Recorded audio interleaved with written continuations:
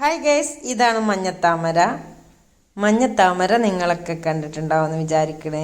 Super look ഉണ്ട് കേട്ടോ മഞ്ഞത്താമര കാണാൻ. ഇത് കണ്ട് താമരയുടെ ഇലയാണത്.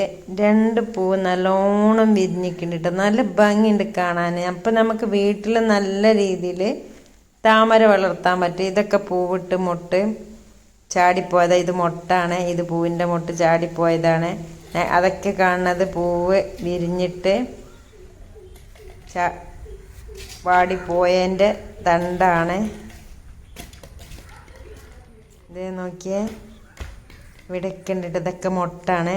നല്ല നല്ല മൊട്ടിൻ്റെ ഗ്യാപ്പാണ് അതൊക്കെ.